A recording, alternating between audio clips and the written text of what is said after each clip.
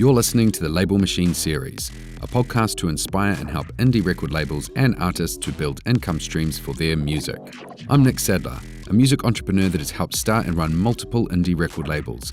In this series, I'll be speaking with music industry leaders about their experience and the lessons they learned on how they both market and grow their music income.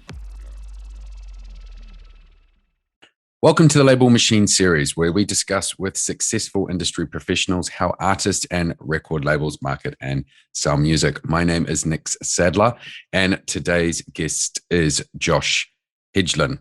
Josh is a label and business development manager at Ingrooves Music Group, one of the leading global music distribution and marketing companies operating in the music industry space. He previously worked as a senior account manager at Beatport, which is one of the most popular digital service providers of electronic music for DJs and producers, and is one of the few people I can genuinely say has his finger on the pulse when it comes to the latest in music industry knowledge. Josh, how are you today? I am very, very good. Thank you for having me on. A pleasure to be here to speak with you today about all things music marketing and future. Awesome. So I guess let's start with the company that you're at with. Just talk about like what Ingrooves does as a company and a rundown of your main activities there. Yeah, so I guess best to just give you an idea of where and Ingrooves is. The headquarters of the company is based in Encino, California. And we have offices now in over 20 plus territories. So covering the globe from Japan, Australia, Southeast Asia, India now, all over Europe. We were acquired by UMG fully in 2019 and but are still operating as an independent, fully functioning and making decisions on our own and serving independent labels and artists with our suite of technology. And I like to call it the forward-looking technology plus the strategic marketing expertise and relationships that you need to succeed in the modern music market that we're finding ourselves in now. So yeah, pretty global company. And my job is working both with accounts, labels on a day-to-day basis, helping them navigate the Ingrooves system and all it has to offer, but as well, mainly my goal and focus is to help labels become really strong strategic marketing partners with me, and that we can, strategize how to push not only releases forward, but artists and labels overarching. We take a global approach to music at Ingrooves, which helps my labels in that I can touch someone in the UK if there's a market for this music in the UK, and they can give me advice or suggestions on PR companies, all things of that nature. So we're able to function in some ways, I guess, like a global company, but it feels quite local. We have this still strong inter-community about us. The other side of my work is focused on bringing in new clients. I'm also the ex-US leader of our dance and electronic department. So I help.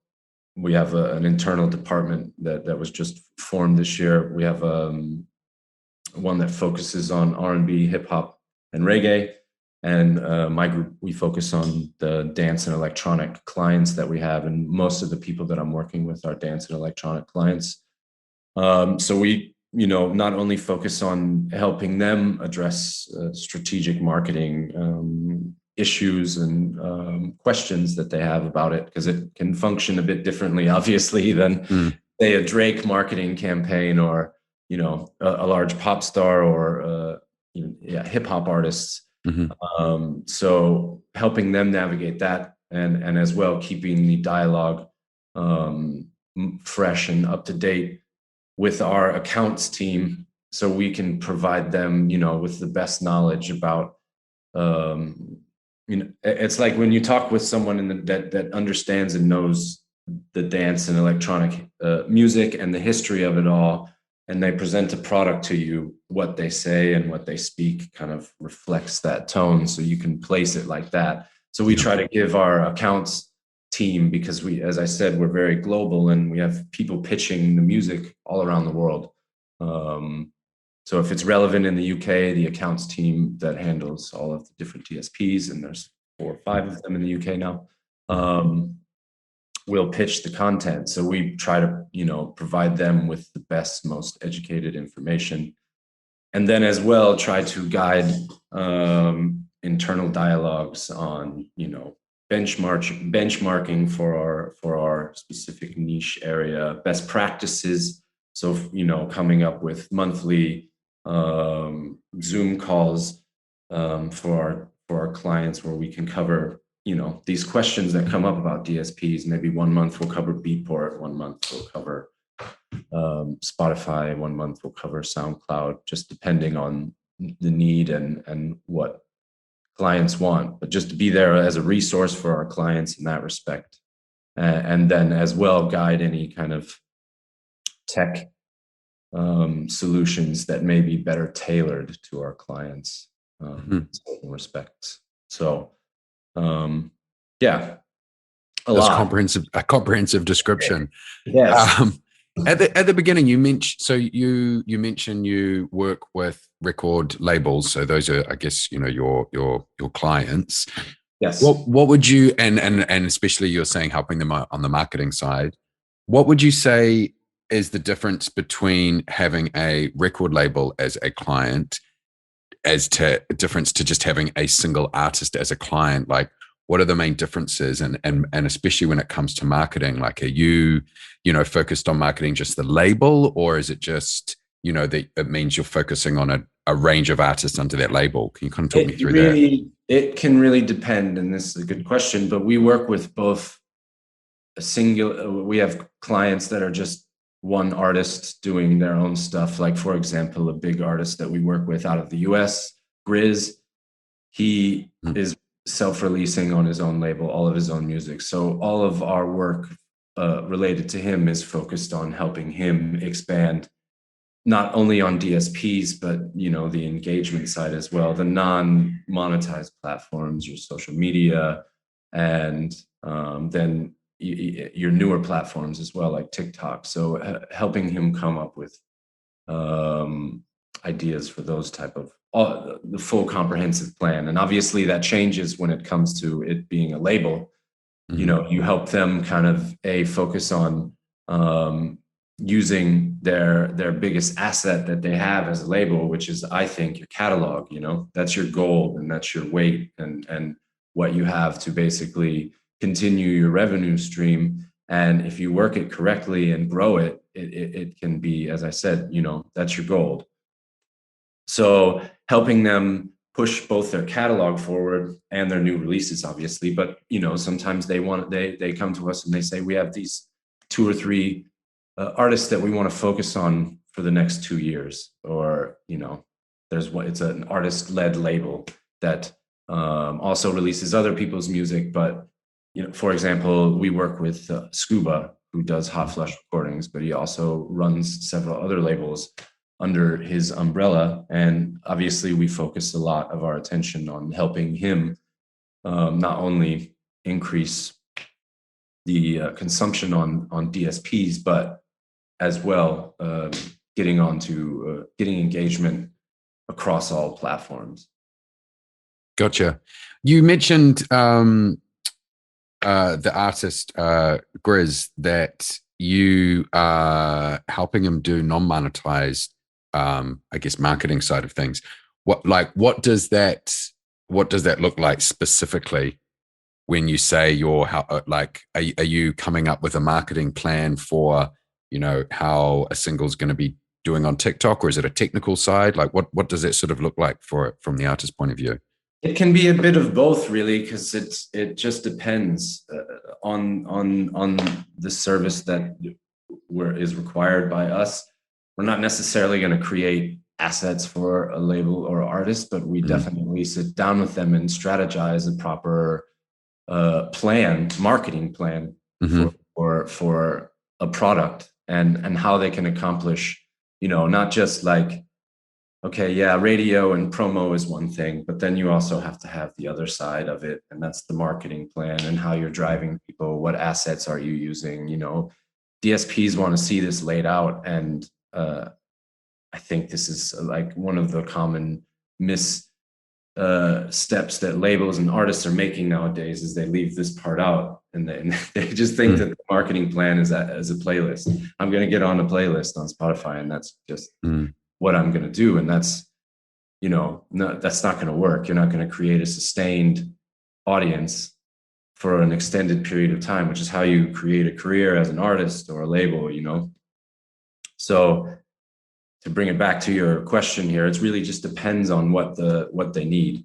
We can help them obviously with the technical side of getting the music to TikTok, and if there's any issues with the sound, or helping them get their TikTok profile verified and then get the sounds tab onto all of that technical side. Yes, we can assist with that, but also sit down with them and, okay, this is the product, this is your creative campaign. We don't want to take that also away from the artist, because they should have a creative concept when they come with a release or a campaign. Like, what's your idea behind it? And then we can come at it from all the angles that they need. You can do this and this on this platform, and you can do this and this on this platform.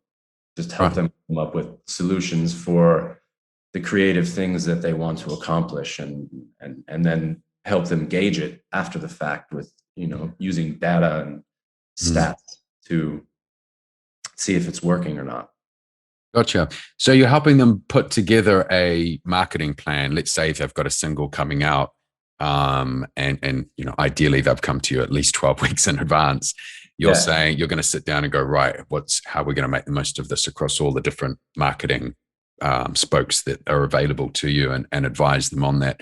And is that just, literally sitting down on a Zoom call, discussing through, and then like sharing a document and just spelling out everything that you're going to do? Is it sort of as simple as that, or? It's more label led in that we ask them to come to us with some sort of ideas up front about what they want to do, and then we kind of help them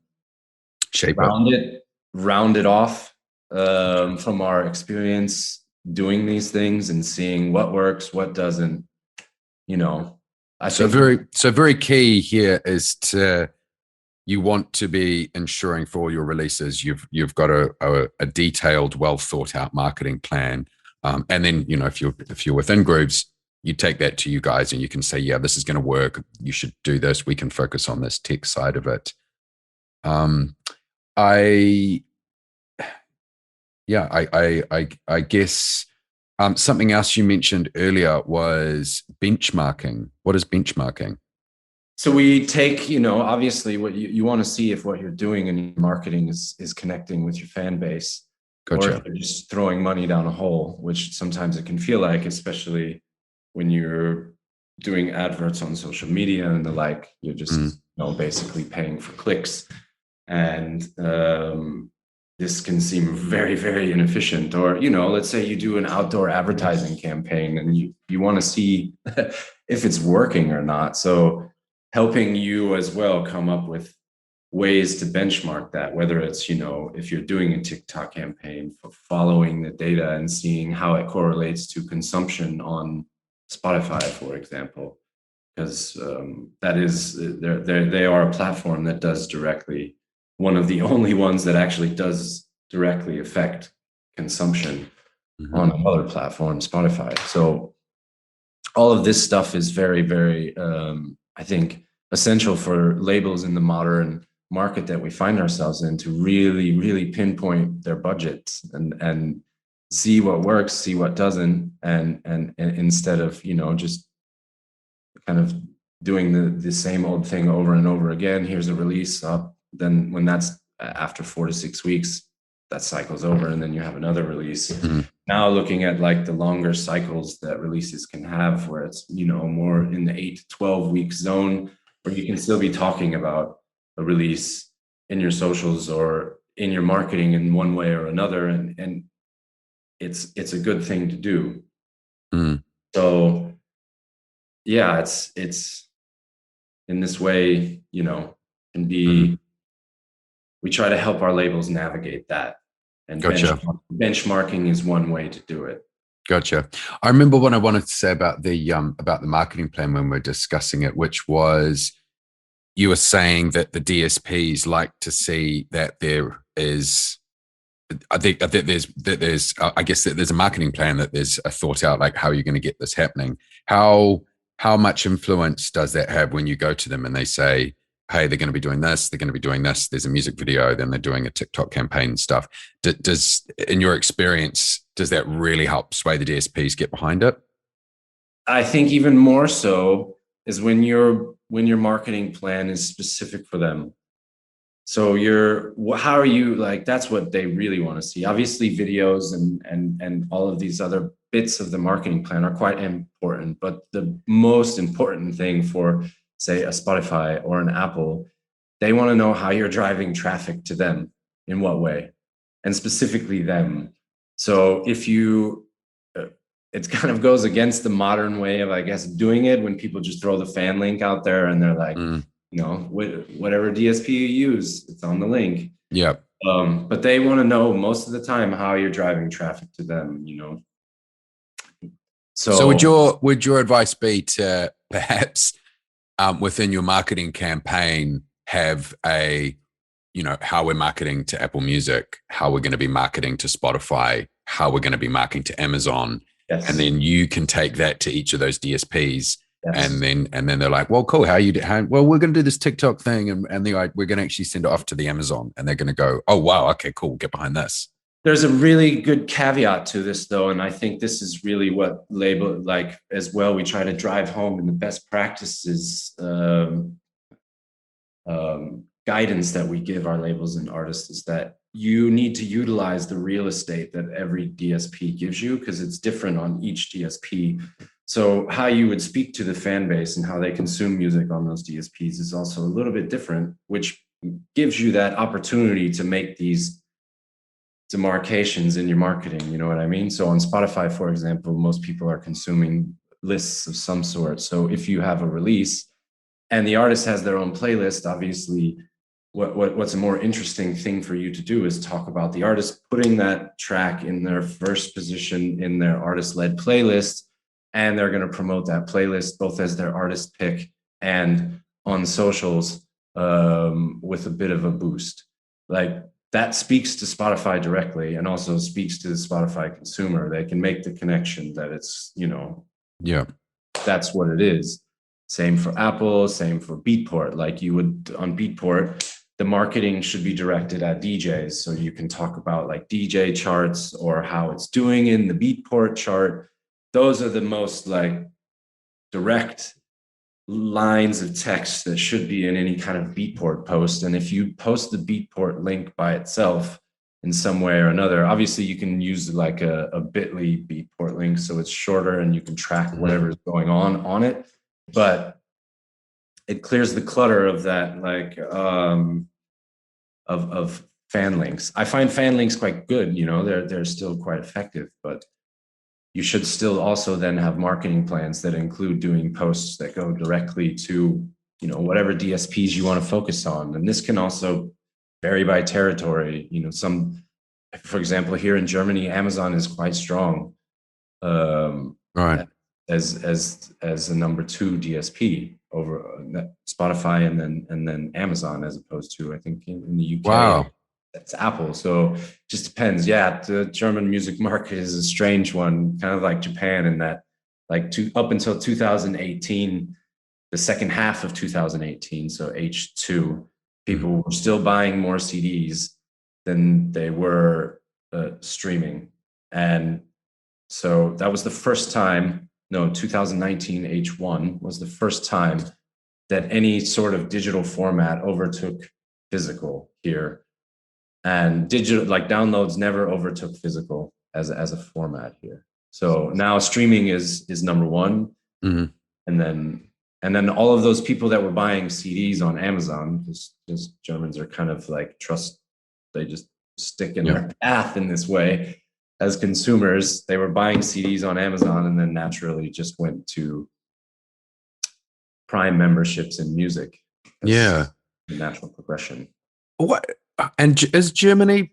Am I right in saying it's the second largest music market after America? It will be Third? this year. We always flip flop between Japan and us, Yeah, but we grew in the top five always. yeah, always. We'll have after this year, I think, and with the return of live music, I think we grew by 8% last year. And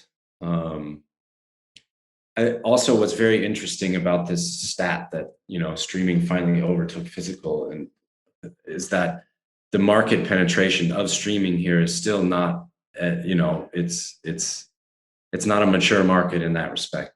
So you still have, I think it's like around 35% market penetration for streaming. So whereas countries, like Sweden, where it's like 90%, and Right. it's quite mature, and then everybody has already a streaming membership. This isn't really, it's slowly becoming the norm here. So once we get up into, the 60-70% range, it'll be interesting to see how big the market is then when people are locked into that $10 spend every month. Yeah, a lot of potential. What it always mystifies me. I don't know if that's quite the right word. When CDs are still selling. I mean, I personally don't know anyone with a CD player apart from DJs, right? DJs make CDJ, but even now they're moving on to MP3 sticks. But like, is it an older market that are buying these CDs and that they just got more money and that's what's supporting the market? Like, what's your theory on the who buys CDs? I think now it's become like super fans, a bit like vinyl in that respect. Like, for example, we do some really big K-pop acts out of Korea, out of our Korea office. And they do massive numbers in physical, massive. Like 10,000 units, I think, in Germany alone. And then, sparsed around the UK, but massive numbers. And it's, they have super fans that just want to have this. What you get now is these designed products. It's not just like a CD and a jewel case with a book, but an actual nicely designed product. And I think, what they did here in Germany and for charting is there used to be this rule that, you couldn't give away with a product something that was worth more than double the price of the product. So basically you couldn't do chart manipulation, like give away a Mercedes when you buy a CD. So many, all these people go out and buy your CD. Can't do that. But they changed that now to where you can, basically give almost any value you want when you buy a physical product. So it just brings this idea of having the product is for like the super fan. Because I'm a vinyl buyer myself. And if I really like a label, I'll both add their stuff to my collections on Spotify, to my lists, but I'll also buy the record just because I want to support the label and I'm a fan. That's what it means to me, is that I still like to have a piece of it in some way. And I feel like that's my way to contribute to it. No, I agree. There's a couple of labels I'm exactly the same, and I just buy the vinyl because I want to support the label. And to be honest, and everyone they sign is great. I also think maybe with CDs, I wonder if this is going to happen or if it's already happening, that there'll be this younger generation that's, I guess, how we approached vinyl. They can buy these cheap CD player units and it's sort of like cool and retro for them. And, if you've grown up with streaming, now having a CD player and then, going to the op shop and buying like, hits of the 80s and 90s on CD is kind of novelty. And then also, obviously, you can buy your whatever band you're into, their latest CD and play it. because you know, CD as a format is still an amazing format, and it's still a way of, you know, hey, I'm going to put on something, and it's I guess it shows people I'm into something when they come around to your house. Like it's a social kind of thing, which you don't get with Spotify. Like no one goes around me having a dinner party and goes, oh, hey, can I have a look at your Spotify list to see what you're into? Yeah. Whereas someone can go over and look at your CD rack and go, oh, I didn't know you're a fan of you know, Kai Records or whatever, and you know that it's a kind of a cultural thing as well. So I'm wondering if CDs are gonna sort of keep growing in that area as well. I guess we'll see. Yeah, yeah, they can. So you were at Beatport. I just thought I'd go back to a little bit of like your where you kind of worked in the music industry and stuff. You were at Beatport, which must have been incredible. Why did you make the jump to Ingrooves? I just, at that point, I saw that Ingrooves was doing a lot of really forward-thinking stuff tech-wise that I felt I wanted to be a part of. And so when the opportunity jumped up, I just kind of had to go for it. Especially in terms of like the advertising tech that we're, you know, having rolled out in the past month or so, called Smart Audience, which is like just super forward thinking. And I think, you know, this mixture between both technology but also utilizing the human aspect of it as well, because I don't think like that technology is going to be, to get philosophical, technology is not going to save humanity fully. You know, we still need to do that side. So but there is good tech out there that can help us make decisions or do smarter, make smarter marketing choices in that respect. And when it comes to spending money as a label or an artist. So that's really something that I was like, okay, I want to be a part of that, because my brain was already functioning that way at Beatport. And towards the end, I was helping on a couple projects that were focused on helping them build a more kind of more robust analytics system for labels and artists. That was at Beatport. And so I was already thinking in this respect, like how can we better present this information to our labels, and so they can utilize it and use it to their advantage, because that's also what, you know, I think overwhelms a lot of labels and artists in the beginning. Is like, I have all this data, what do I do with it? Yeah, I agree. I mean, I also remember just people saying, hey, we can do all this analytics for you. And I was like, yeah, but what are you going to do with the analytics? Like, it's all great having all these reports, but unless you know what to do with them, you know, they're just a bunch of numbers on a piece of paper. You just mentioned smart audience. Is that something you can talk about, or is it so what's smart audience? So Smart Audience is a kind of advertising tool that we created that, so as I think I mentioned earlier, what I find is the current situation with social media advertising is that, you know, you throw a bunch of money into this hole and you're basically paying for clicks, and it's hard to really gauge what the consumption you gain out of throwing money in at this click and then hoping that they click on the fan link, and then so it's thrice removed in some ways, and it becomes really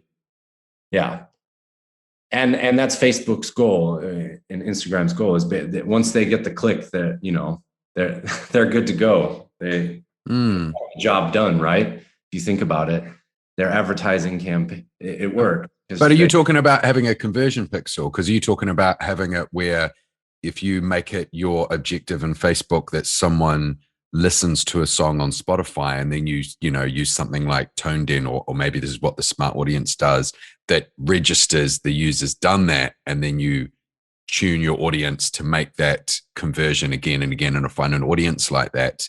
Yes. Because I think if you're doing that, which I know is a slightly more advanced, you know, you have to have a little bit more of an understanding. I think that's a smart way of using Facebook advertising. Is it approaching it from that point of view?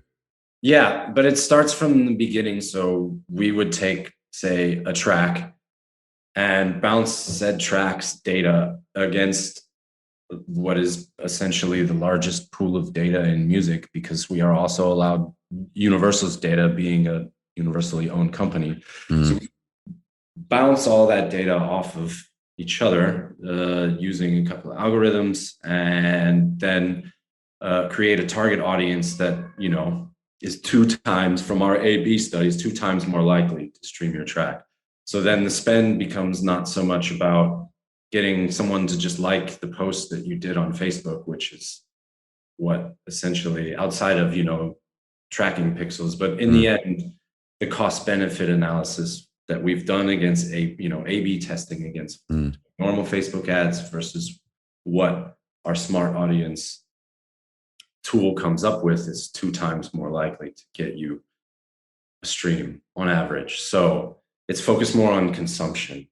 And Gotcha. From the get-go, and it sits within, you know, our technology, half of our system called Dispatch, which is kind of the workspace area. Yeah. So I think in that respect, it's really good for labels. They can be really precise in what they're doing in their targeting, focus on specific DSPs if they want, by adjusting their fan links.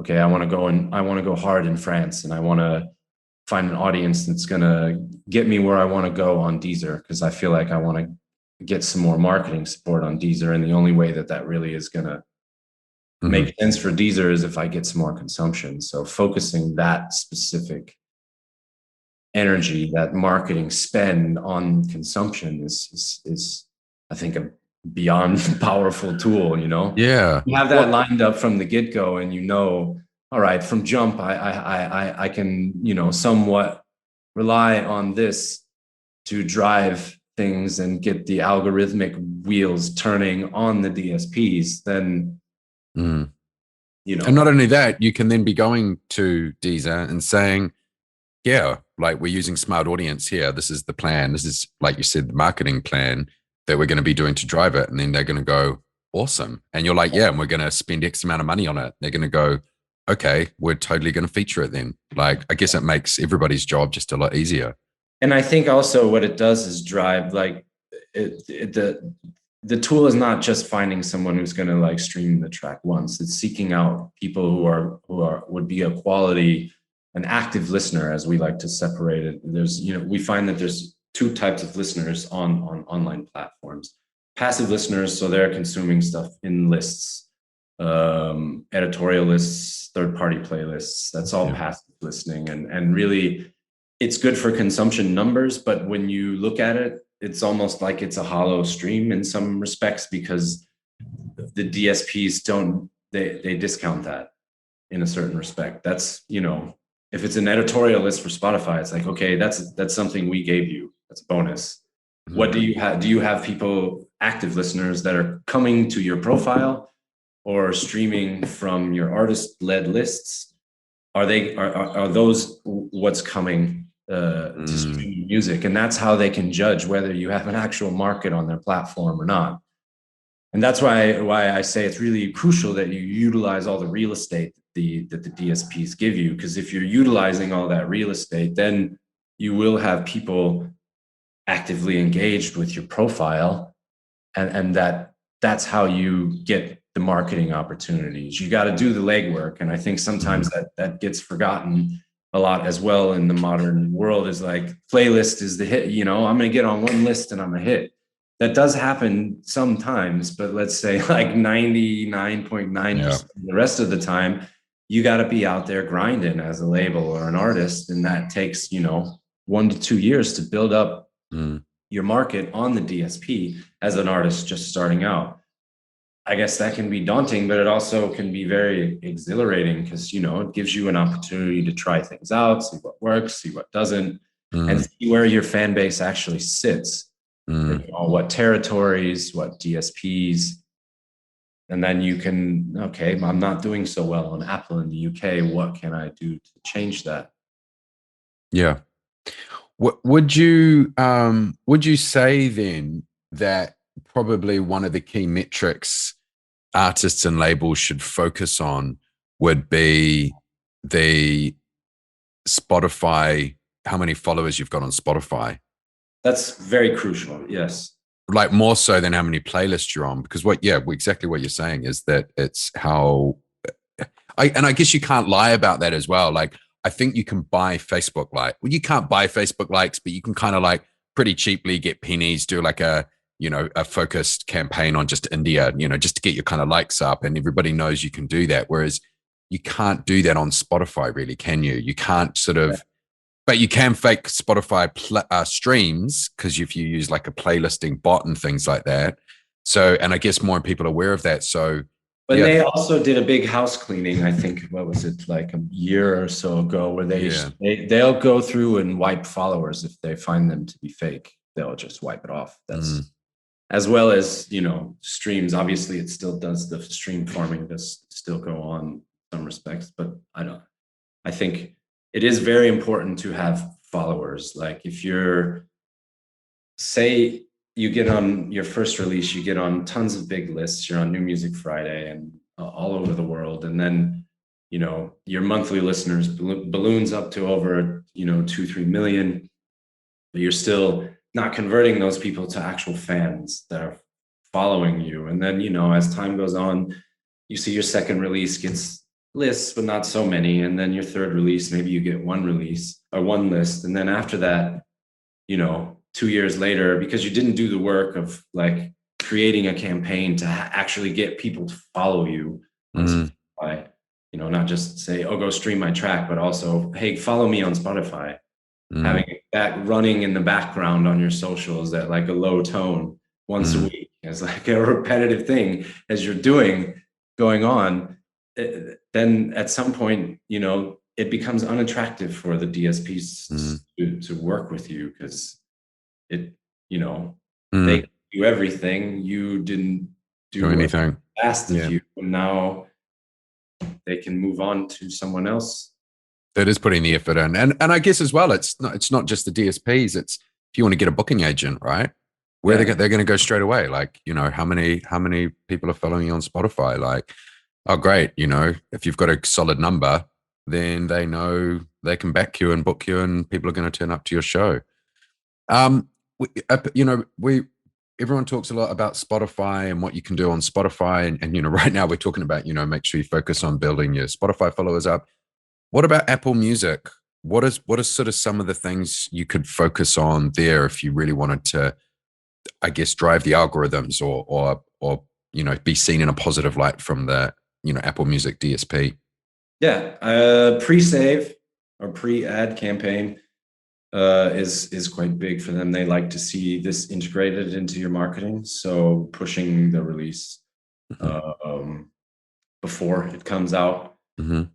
Specifically for them is good. They're also, obviously, because it's part of their company, when you have a campaign ongoing, they like to utilize Shazam data. So Shazam data. Oh, Shazam data, right. Have like, you have a strong radio campaign going on or something like that, or your track is a hit of the club circuits or something, and you have strong Shazam data. This is something that's always worked quite well. Interesting. So I guess you want to make sure you're doing a marketing campaign, maybe a radio campaign, or maybe a DJ campaign, because that's going to make your your Shazam data look good, which is going to help out your Apple campaign. Correct. And so definitely, though, pre-release, you should have some action going towards Apple in this. Gotcha. They're obviously right now, for the dance electronic music community, pushing their live sets and mixes section. They obviously did this licensing agreement with Boiler Room where they were allowed to put up all their mixes, and then they're paying out, the respective rights holders. Gotcha. Do you just talk through what that is on Apple Music for any DJs out there? They did this licensing agreement with basically Boiler Room, that they were able to put up all of their mixes, and any of the rights holders from the tracks that are played within the mix will get credited and paid out. Oh, sorry. What I mean is this now, if I'm a label and I release dance music, is this available to me? Can I do this on Apple Music now? or is this just something they're sort of testing and might come later? It's something that they're testing out right now. Right. So if I'm a massive if I'm Fool's Gold maybe and I'm listening in, I could probably approach them and say, hey, I want to do the same thing Boiler Room did. Yeah. Right. Okay. And the rest of us watch this space, I guess. Yeah, exactly. Going back to Spotify, I wanted to ask you, is there a difference between a Spotify listeners in different countries from a value point of view? Like, is a stream from a listener in India have the same value as a stream in the US? First of all, from just purely a monetary point of view, if you have 1 million streams just in India, are you going to get the same payout in your account as 1 million streams from the US? The short answer, yes. The side note that I did want to say to this, though, is that it is what value is. Yeah. And I think the value is not monetary in what you're getting from what they're giving you. There's tons of different things that I can bring up from like trigger cities and in certain areas around the world. There's for example, there's some trigger cities in Switzerland that seem to, when it pops off in these cities, for certain Latin artists that we work with, the track is then usually going quite viral and globally successful as well. Mm-hmm. So there's instances of this which can be explained by, various different things, the culture in the city or certain populations, what have you. Mm-hmm. But always the value that I find in it is the marketing data that you get, that what you can then sift through and make decisions on. Mm. Obviously, like if you're getting 1 million streams in India, then you should be thinking about, okay, how do I market this better in India? Because if you're getting 1 million streams there and you're doing nothing, congratulations. But B, like, how can you tailor your marketing even more so to be more successful? But then how do you then try to translate what's happening in India to other places as well?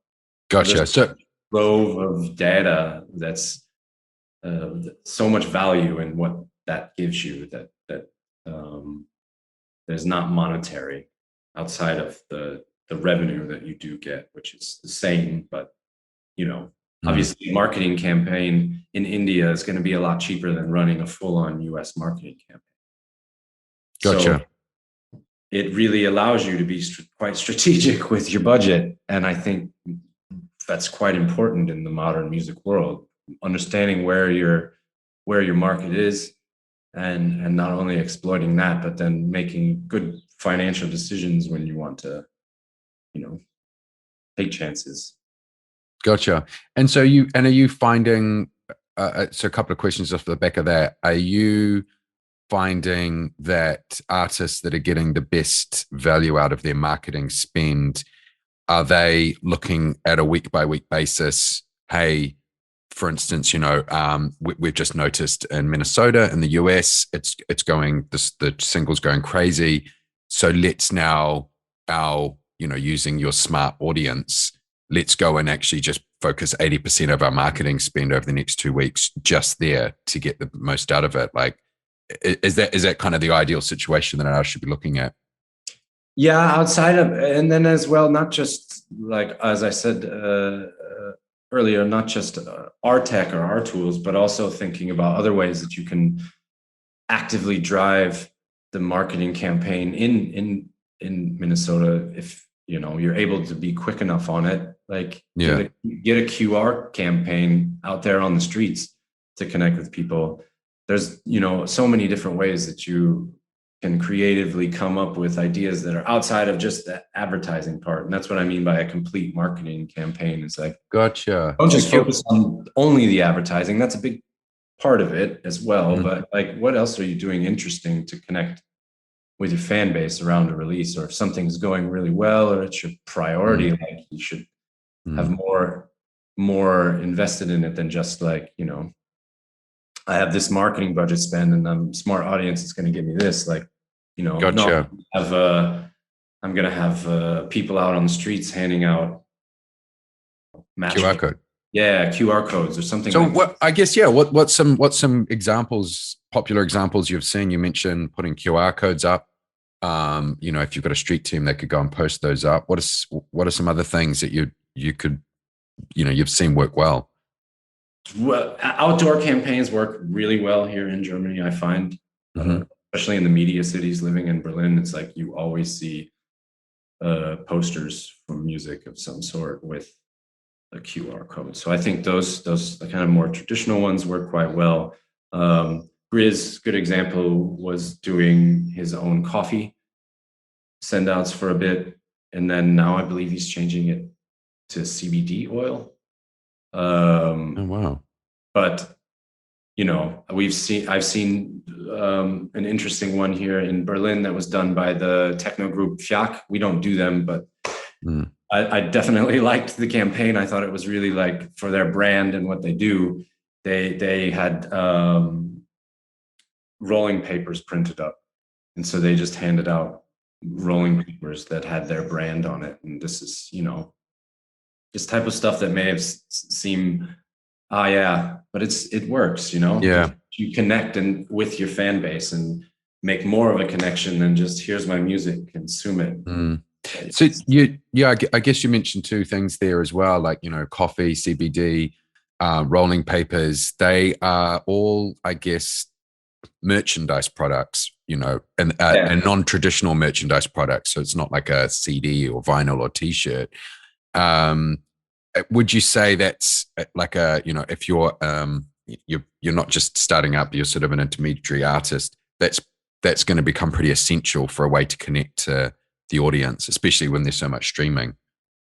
Yeah, but again, you should just really tailor it to what your idea is for the project you're working with. Like, have a complete idea, like an art director almost, and then, you know, that's as we as a company, or me as my job, is to help you kind of realize that, tell you what you would need to do to realize it. So it can be like, obviously you need the advertising bit, but then if you want to do outdoor stuff, that's cool. Or maybe you want to focus on creating a really interesting TikTok campaign. Let's say you're an acoustic singer and you want to create an acoustic challenge on TikTok to go along with what you're doing.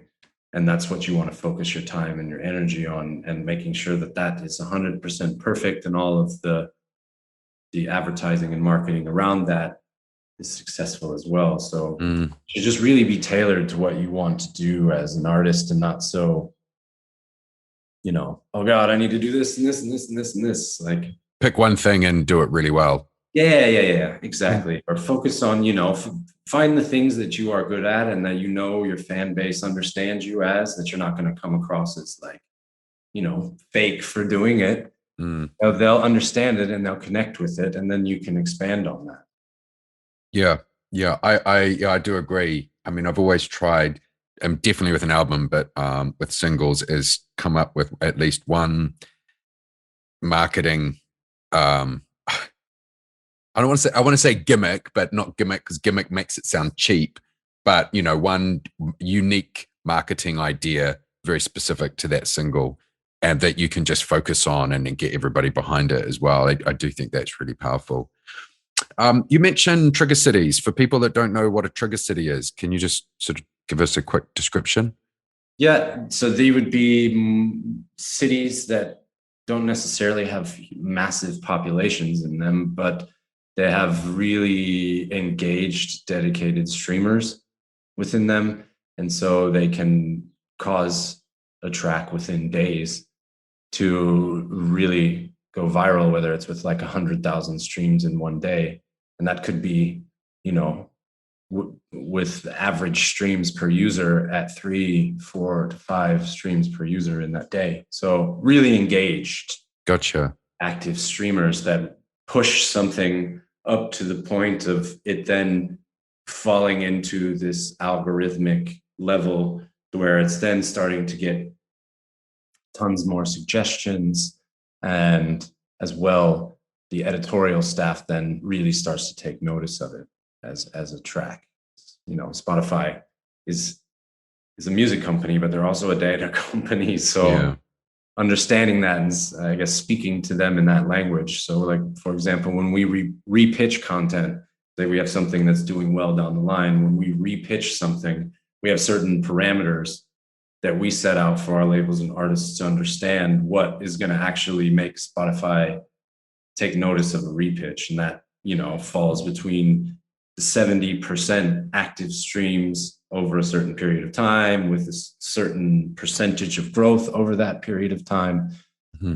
And then it becomes something that's repitchable. And it's, to be honest, it happens, but it's not as often as people would think. Even when you see consumption numbers going up, you Mm-hmm. think, oh, let me contact my distributor and make sure they're pushing this. And sometimes that's actually the wrong situation in that respect. Would be for us to go back to Spotify and try to push something that doesn't warrant a repitch in that respect, just based on consumption. Maybe all of those plays are passive listens coming from one of Spotify's editorial lists. Gotcha. So you do need to look at the data and how they trigger cities and things like that to make that repitching decision. Yes, correct. So a trigger city would be a large number of this active engaged streams that pushes a track up into many more suggestive lists, and then it just takes off. Gotcha. One quick question on Beatport. The 2-week exclusives? So this is where you say you've got a track coming out and you're going to go, I'm only going to make it available on Beatport for 2 weeks before it's available anywhere else. Is that still a thing? Like, do Beatport still look at that, or you know? Yes. Yeah. It's quite important thing for them. So they have the two different models now, I guess, of it. You have the exclusive side, and then they also have the hype chart, which is kind of another way to get yourself noticed by them, and also have another opportunity at charting. But I think what's most important to understand about exclusivity for them is the higher price point. And this is, you know, that's their bread and butter. That's how they survive as a company, is via these exclusive products. What I find quite commendable of them is that they actually request that things are up on streaming sites at the same time. So you're able to have something up as a Beatport download exclusive, is what they call it now, 2 weeks exclusive, but you can also have it up on Spotify, Apple Music, same time, just not available for download on those sites. Ah, that's interesting. Gotcha. Okay. So it's still quite, it makes it takes the burden off of labels, because, you know, Spotify, for example, is quite big on parity. They have to have it. And if they see that it's not there, they've been known to remove editorial support because of it. You know, they want something. Well, basically, like if you can hear a track publicly and the consumer can't go to Spotify and find said track, that's consumer is not going to blame the label. They're going to blame Spotify, and Spotify doesn't like that. Gotcha. So, yeah, and also, you know, like you know, we all have limited budgets, and if you announce something's coming out, not all your audience necessarily is going to be downloading the music on Beatport. So you do want to be able to maximize your marketing and say, hey, release day, and your Spotify listeners can listen. Oh, that's really good to know. I didn't actually realize that. Yeah, it's a good point. And I think also with exclusivity, it should be viewed as a long-term net for a label, because again, it's the higher price point that you should be focusing on, and not so much what Beatport gives you. And if you do this over an extended period of time, your revenue per release on Beatport will go up, and then eventually the featuring will take care of itself, because, you know, they also, as I said, they got to feed themselves. So their business and this higher price point is something that is a key for them. And also, as I said, as a label, you're only benefiting from it. If you're not gonna lose any of the anything from it just being on the streaming sites, that's fine. You know, I think the iTunes download market is so minimal nowadays that you can basically wait the 2 weeks and be fine, and then have it up on iTunes or wherever else for download. Because if you're a dance label, you know, let's say 70%, if you have catalogs, 70% of your revenue is coming from Spotify, which is about what the average of the labels that I'm working with. 70% Spotify, 30% Beatport, or 20% Beatport, and then 10% everything else. So if you're focused, if you have it looking at it in terms of like that, you know, that's still a decent chunk of revenue. And Beatport grew over the past year. If you didn't read any of the results from the IMS business report, they did well, you know, consecutively over the past couple of years. So that's really interesting, because I would have thought it would be less because DJs are DJing less, so they're buying less tracks to go and DJ I think with. it's more that there was more people sitting at home bored off their gourd, and you know, hobbyist DJs basically going, you know what, I'm going to use this time to be like start DJing again, basically. Yeah, because to be honest, I don't know very many touring DJs that are actually paying for and downloading so much music on Beatport. No, they're usually on all the right promo lists and getting out weeks in advance. It's more. It's mainly that those bedroom and bar DJs that are the biggest. The prosumer.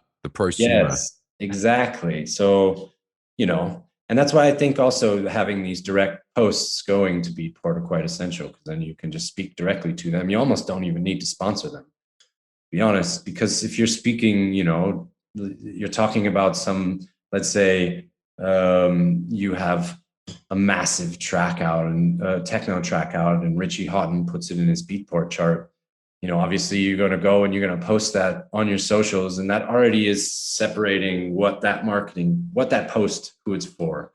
You know, people that are reading that know instantly whether that it's something that's speaking to them, their interest, they do or not. So, and again, it should be viewed as a long-term benefit for you as a label, because you're getting that higher price point, which, you know, if people are still paying what, 199 for 199 euros for a track. I think it's 199 pounds too, right? So what's selling in streams, like thousands of streams, really? Yeah. So to get that same amount, it can be, you know, it's still a nice chunk of revenue. And I think doing the exclusivity gives you that extra padding on the side of it. Gotcha. It also does help down the line with featuring. I mean, if you look at their homepage and go through the first slide of new release tiles and most of the banners, you'll see that little green exclusive bar. Yeah. There's a reason for that. Yeah. Okay. So that's definitely still work 100%. So new artists and new labels that you start dealing with, what challenges do you see for them when they're breaking into the music industry today?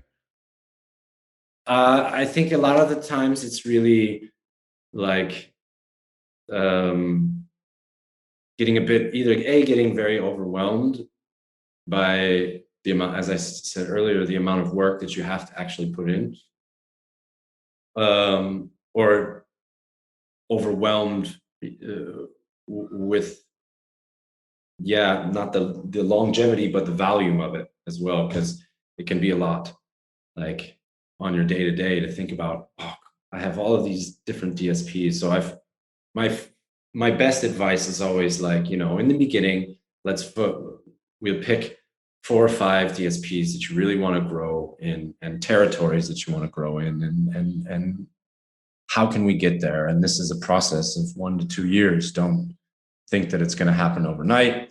And also definitely don't just rely on editorial support. You got to create your own markets out there on these DSPs.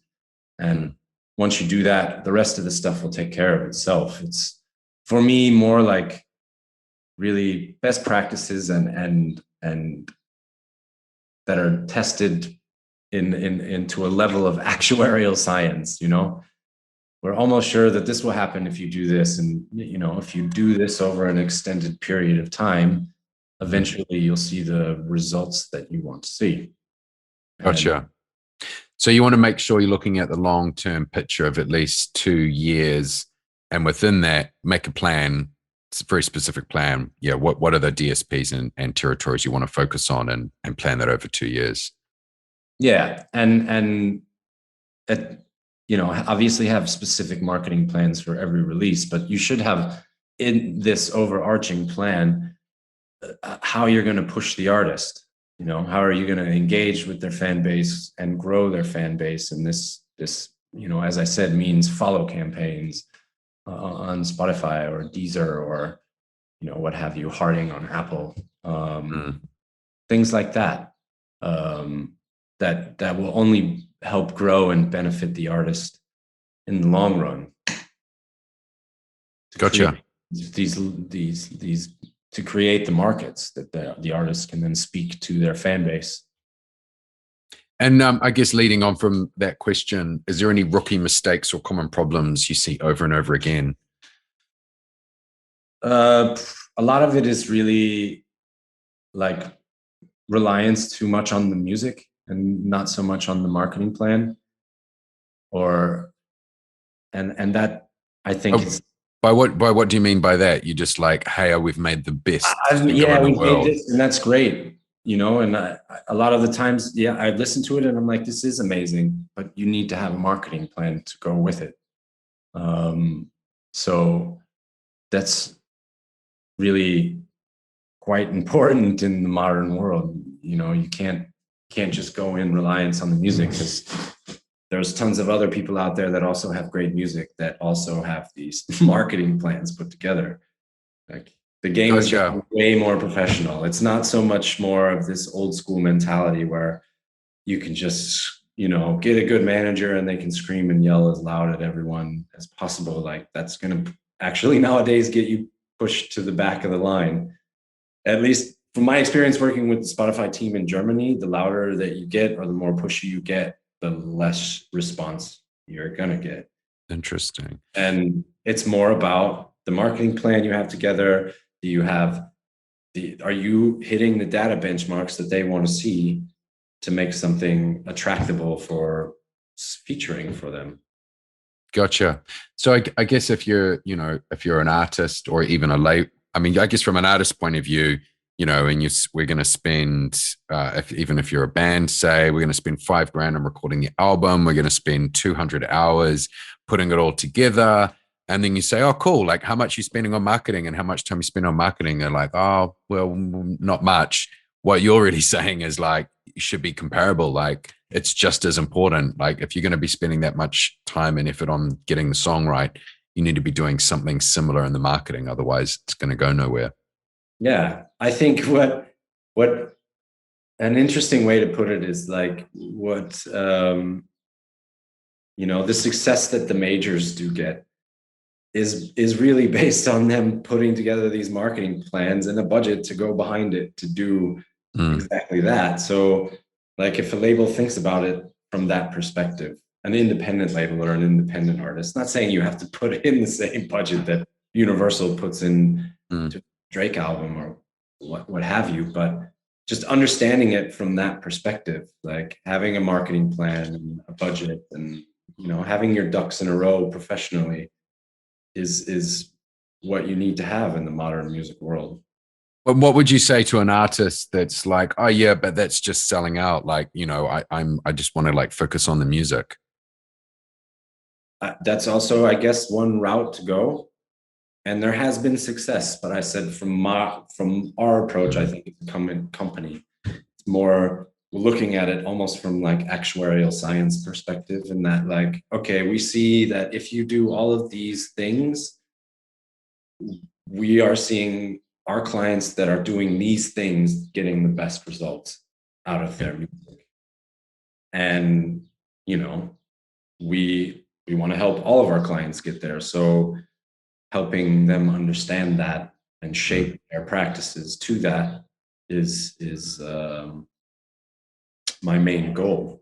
Yeah. I was just sort of playing devil's advocate as well. Like all the artists I know that have had success totally understand that and totally get it. And if you are listening, like, yeah, marketing is just key in the modern music world and you can't escape it if you want to have that success. And I think the great thing about it is that, you know, if you do approach it from like you're sort of saying a bit of a scientific view, you're more likely to be able to engineer your success, which isn't great. You know, follow the steps, do the work, and you can have all your dreams come true, really.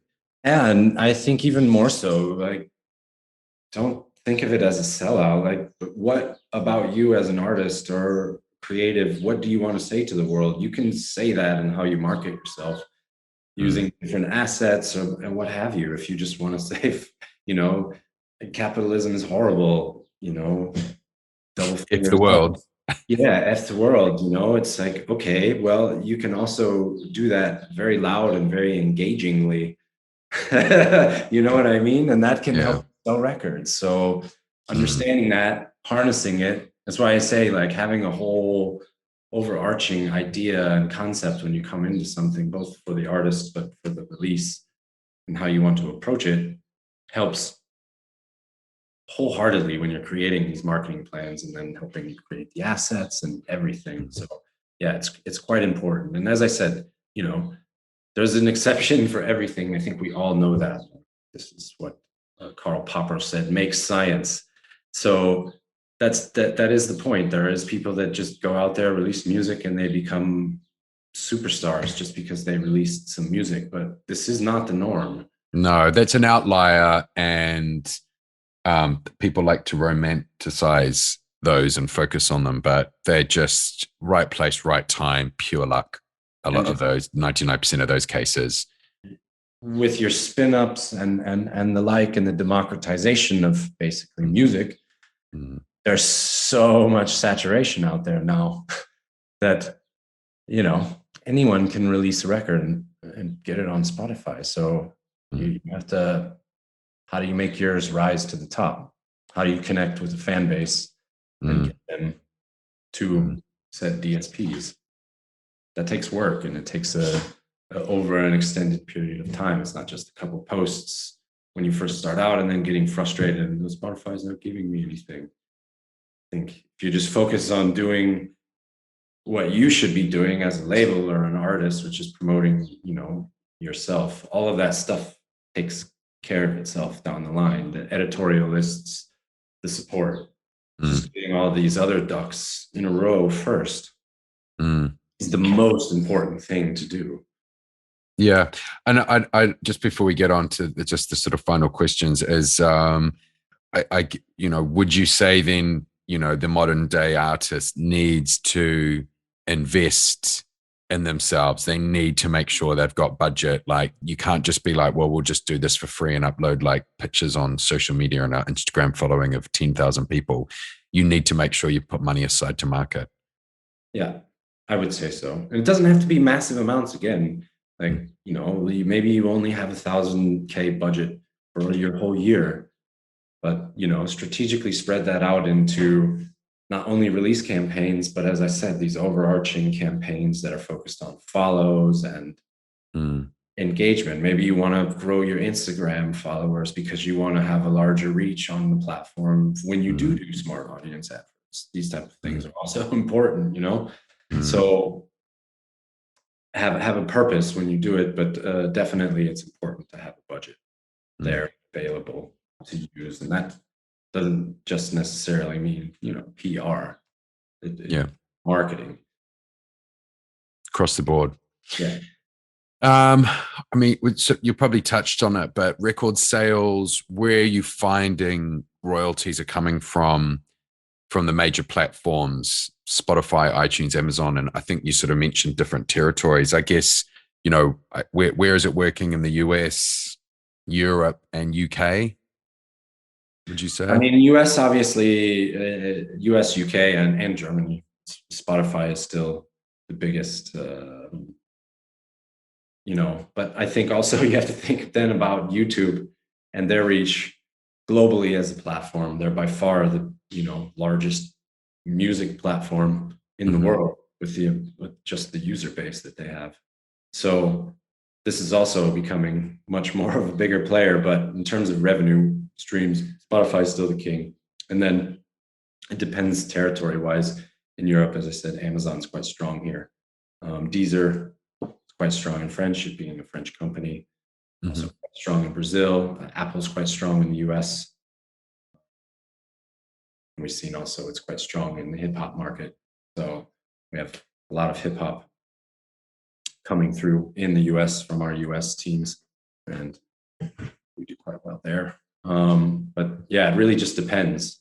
And as I think what's a good point to take from that is what I said earlier is this type of data is what's really the value in it. Not only that, you know, you get the revenue from the streams, but you can really tailor what you're doing marketing wise based on that. Like, okay, I want to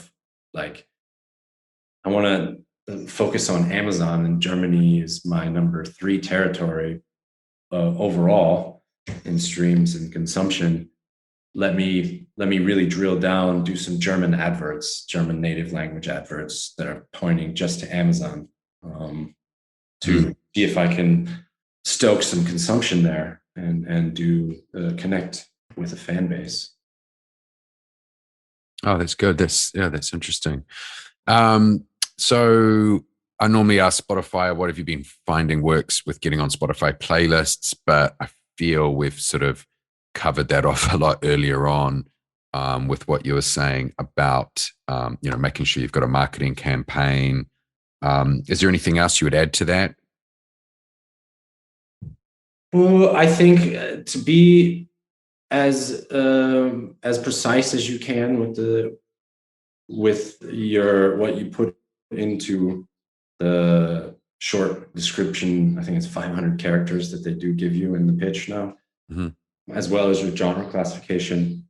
But you know, I think it's always going to go back to this overarching thing is like your fan base and your followers on the platform, and are you engaged with them? And if you can show them that you've been doing that over a period of time, then that's they're more likely to feature you then. Yeah, gotcha. So focus on getting people engaging with you on your Spotify profile, I guess, clicking on your pictures that you upload there, clicking on your playlists, and following you on Spotify. So like, here's a good example of what an engagement strategy that was aimed at Spotify by one of our artists. And he went on tour in the US, and he did a camp on Instagram, basically said to every show that he did, take pictures, hashtag this, send me the shots. I'll check the shots at the end of, you know, the end of every day in the next city, and I'll post one new picture in my Spotify for artist pictures every day during the tour. So of course, everybody that was at that show would then go take a look, and obviously they're there, they're going to stream his music as well. Yeah. Type of engagement strategy. As I said, you're utilizing 100% of the real estate that the DSP is giving you to use in a creative way that will drive consumption. If it's that type of marketing campaign, like, present that to Spotify, and they can't really argue with that. That's driving people to their platform. Yeah, exactly. So any touring artists out there, jack that idea. It's a great one. But it's also like, I've seen a couple artists do it with Canvas videos, like, send us your Canvas submissions. The winner will pick it and post it on release day as the Canvas video. These type of things, you know, where they may seem not so important when you first look at it, like, oh, Canvas video, that's interesting. It's something cool to watch on your phone while you're, you know, traveling and listening to music or whatever. But having an engaging strategy, oh yeah, let's do a contest where the fan base actually gets to submit. So engaging. Yeah, that's another great idea. Listeners can jack. But yeah, it's just examples of thinking outside the square and like you said, using the real estate. Blogs, are they still relevant? Yeah, I mean, blogs and generally PR is still in one way or another relevant to get the word out there about your releases. And I think this is important in terms of like actually moving the needle in terms of consumption. That's really hit or miss, especially with all, you know, premieres. They're like a dime a dozen nowadays. So it's good that people know that the record's coming out, but more than likely it's not going to equal consumption for you. Certain activities in marketing will, but I think generally no in that respect. If your aim is just consumption, if you want to get the word out there about your record, yes, that's still quite important. And it can bring artists to another level. You know, for example, here in Germany, when we pitch to the DSPs, they really want to know what you're doing here in Germany. And that can be a PR campaign, German radio, or obviously all of these other bits targeted toward the German market in some way or another, or you're going to do an outdoor campaign in the media cities in Germany. So generally, I think, yes, still important, but if your main goal is consumption from it, I think you could be disappointed. Gotcha. With yeah, I guess PR, do you use external companies? I guess you do, depending on the campaign, really, and the artist, which you just explained. And territory-wise as well. You know, a campaign I have going on right now, we have 7 different PR companies working in different territories. Right. So you want to go to the America territory, you want to go get an American PR company, you got someone in Germany, Mexico, we have someone in Brazil, we have someone in France. And they're also quite specific in their focus as a company too. You know, they're focused on the dance and indie electronica space. And they were selected specifically for this reason because the artist wanted to make a dent in this specific area and be placed. It's about placement, you know? Yeah. Again, it's going back to what you're saying about making sure you got a 2-year plan, what DSPs and territories you're focused on. Because if you know that, then you know, okay, cool, we're going to do something in Mexico on Beatport. Well, then we go to the PR company in Mexico who's focused on that, and that's who we speak to. Yeah. Gotcha. It's all tying itself together, isn't it? It's a bit like a video game if you think about it. But then once you do think about it like that, it becomes really fun. Because when you start to do it successfully and you're like, yeah, this works, you know, you got to the final level of Donkey Kong.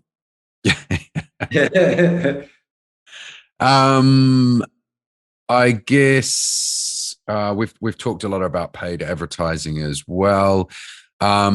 Social media, like these days, what are you finding is getting the best response? You know, between YouTube, SoundCloud, TikTok, Instagram. What, like, it's specifically in the sort of last 6 months, do you think have been working for your artists? But like, I think, you know, obviously when you have a release, you have to put the fan link up there in some respect or another, get that out there. On Facebook, I typically find that things that keep people inside of that beast, Facebook likes those things a lot more. So pictures or videos that are native. Facebook videos also now exists. So delivering videos to Facebook music videos to Facebook is possible. Also, it's the same for engagement platforms. Like, think about the real estate that they offer you and what you can utilize to do that. Utilize within that space. You know, Instagram Reels, okay, is them trying to make themselves, I guess, much more like TikTok, or even just comprehending and understanding what TikTok is. How can I utilize it as a record label or an artist? You know, I think when I try to explain first off to techno artists that they need to start getting on TikTok, and they're like, what? Lip sync, what? And like, there's so much more out there that you can do on that platform that's not just about doing lip sync stuff. Yeah. The pickup can be quite fast on there as well. So, you know, just understanding what the platforms each platform can and can't do, and some coming up with some good ideas to utilize on those to get the most out of them. So yeah, it's in some ways still it's effective. I think just throwing, as I said earlier, throwing money at this black hole for clicks sometimes can be quite frustrating, obviously, in certain respects. So making content that fits to also the best utilization of the platform is important. I said like videos or pics on Facebook. Yeah. To do it in their native format as well, rather than putting a YouTube. You almost don't even need to clip on. censor those because you're not gonna get driven down by the algorithm because you're posting a link that takes people out of Facebook, you know. So that type of strategy where you're like, all right, I'm gonna do 3 or 4 native posts and then 1 post that goes out. So keep 3 to 4 posts that keep people in Facebook, and then you have 1 post going out that you boost, and then you're not, you're not constantly being your scorecard or whatever is not getting downgraded algorithmically so that your posts are just because you're constantly saying, hey, go check out my track on Spotify, go check out my track on Spotify, and it's like nothing inside. Wants to keep you inside there too, man. Yeah. They don't want to keep you there. So all right. So final question is, what does the future hold? I guess for both you and for Ingrooves, what's coming in the next 12 months or 2 years from a tech point of view? I think the expansion of the dance and electronic department and how we can better utilize our tools, our talents, and our team to help our dance and electronic labels is something that I'm personally going to be quite focused on. Obviously because it affects a lot of my direct clients, but also it's just something that I'm very passionate about. And I feel like there's a large misunderstanding about the way that it works in the electronic music industry. But by what do you mean by that? I mean, just the streaming world in general and all of this marketing stuff that we've talked about, and trying to break them out of this traditional cycle of like, here's my release, here's my release, here's my release, here's the next release, here it is, here it is, here it is, here it is, or this old school mentality where it's like, people yelling on the phone, why am I not in this list, and blah, blah, blah. Getting people to think in terms of like what data is, how to utilize it best to create a data story around your content, around your artists, to present them in the best way so that we can present that to DSPs. But also on the flip side, for you to utilize each platform to communicate with your fan base the best way possible, and that you're making a connection, because that's really what it's about, making that connection as an artist with the fan. And how do you best do that? Yeah, I think that's kind of, when downloads did kind of take a tank, at least on iTunes, and that whole market washed away, and obviously we saw the vinyl industry wash away, get oversaturated, and now it is what it is. There's still this big misunderstanding about data and the way that it functions and what catalog means. In some labels that I talk to when we bring them on board, they still think that Beatport's their biggest source of revenue, and then we go through the numbers and they're just shocked. Like, well, you have 15 years of catalog. That's gold on Spotify or any streaming platform because it's there readily available. And if you start making some playlists around it, and if you do some marketing campaigns around it, you're only going to help yourself even more and like connect with your fan base and draw some attention to your content. Gotcha. Well, Josh, thank you for your time. That was ridiculously insightful. Loads of little cool ideas as well. People can jack, which I thought was quite nice. Thank you for being on the podcast with us today. My pleasure. Definitely a pleasure. And hopefully there were some good ideas out there No, there were. for some listeners to take from that, and you know, get to work on it, really. Yeah, awesome, man. Thank you. Yeah, cheers. Bye bye.